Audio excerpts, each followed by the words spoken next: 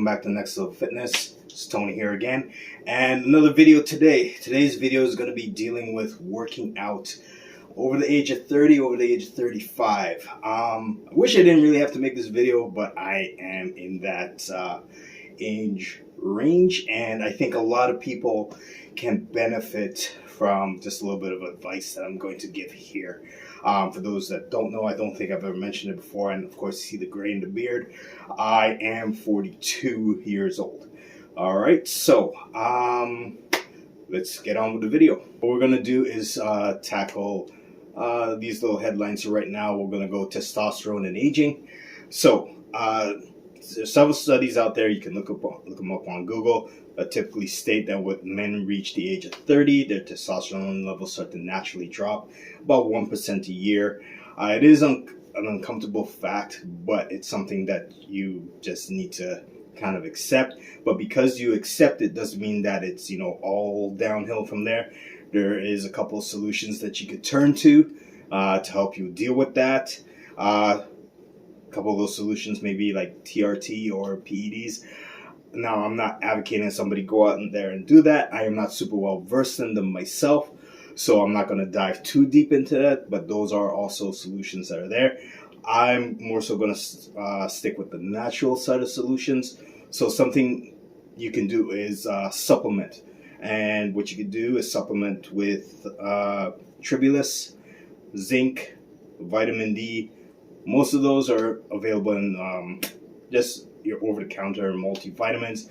Otherwise, you can go to your local supplement store and just buy them individually and just find out what dosage kind of works right for you. Most of the time, it's just right on the bottle. You just take a pill or two, and that's how you go. So now, they're not going to stop or completely reverse your testosterone decline. What it's going to do, for lack of a better term, is just kind of slow it down a little bit. Because, I mean, you're not going to stop yourself from aging.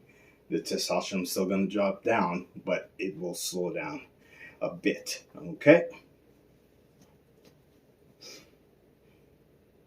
So, aside from supplementing with those or whatever solution or path you want to go, a couple of other things you can do naturally.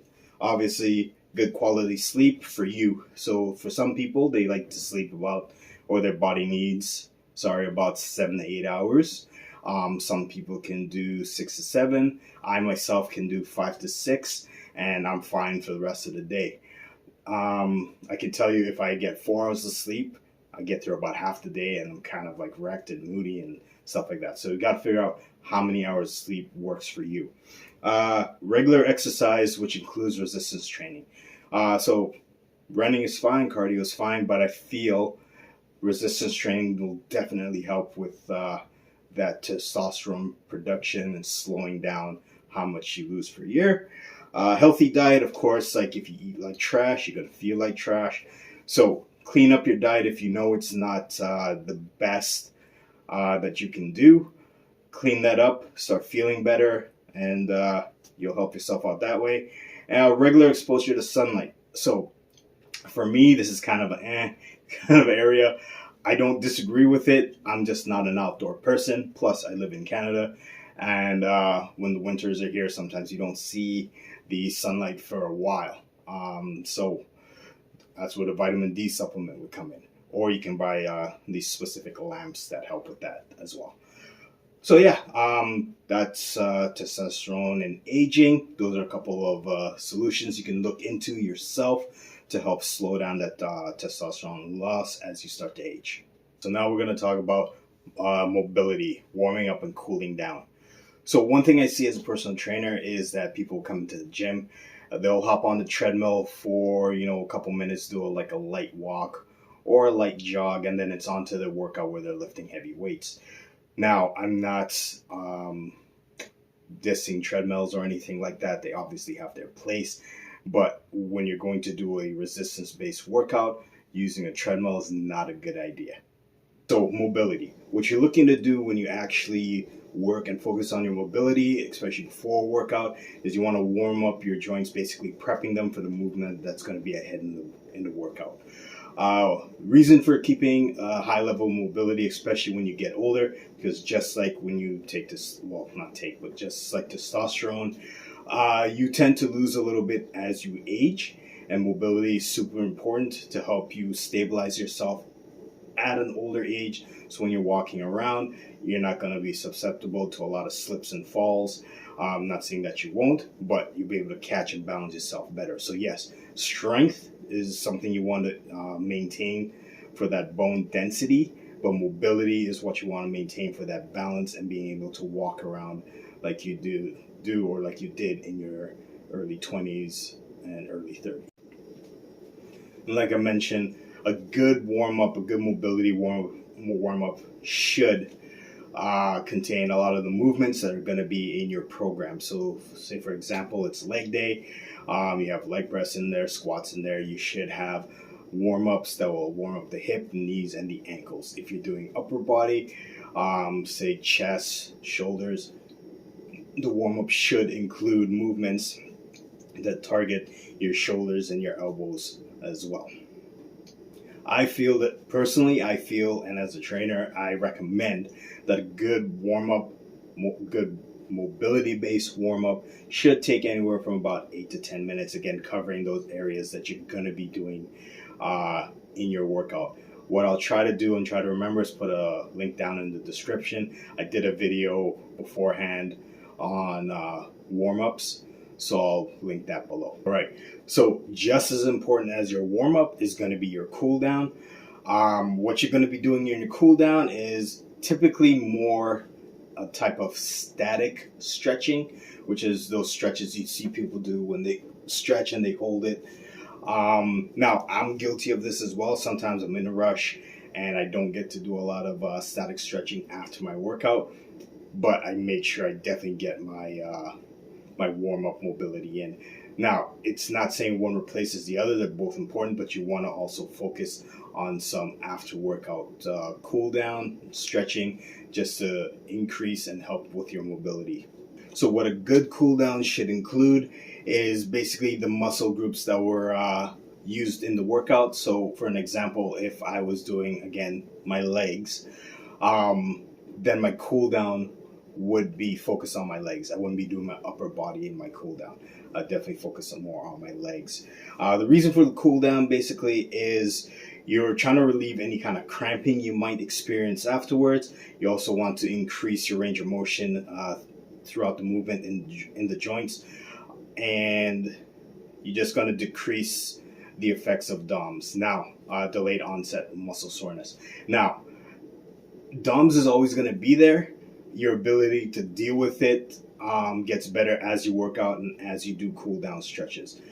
So what's a good time limit, you may say, for cool down stretch?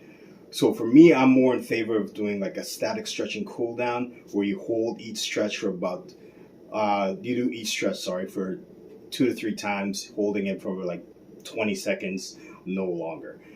Usually that would take you anywhere from, depending on how many muscles you're stretching, 5 to 8 minutes. What I'll also do, just like the warm-ups, I did a video on like some static stretching, and I will link that as well in the description below. All right, so now let's get on the topic of volume and intensity. So for those experienced lifters out there that may be watching this, it would be great if we can just keep that intensity and that volume that we always had if we start training like early teens, early 20s. But the reality of the situation is the amount of years and times we put into the gym building up our bodies, we're also kind of wearing them down as well. So the same volume may not be ideal. And this is where changes in the workout volume come in. Your intensity, you can keep, I believe, you can keep the intensity the same. In my years of training people, I've kept intensity the same. I've upped intensity, but what I tend to do, especially working with an older demographic, is I would reduce the volume. So the way I would do that, I would either take out an exercise altogether, or I might drop a set from that exercise, keeping the intensity the same, but just dropping a set off, so the volume isn't as high. I know it sounds kind of counterproductive, to some people. You want to get in there and just clang and bang with the weights, but trust me, your body will start resenting you for it, and you're going to end up taking more time off, or worse off, you might get injured and forced to take time off. All right, so to wrap this up, hopefully that makes things a little bit more clearer for you. If it doesn't, you can always kind of contact me. My contact information is always going to be in the description, and we can go back and forth and try to figure out what works best for you.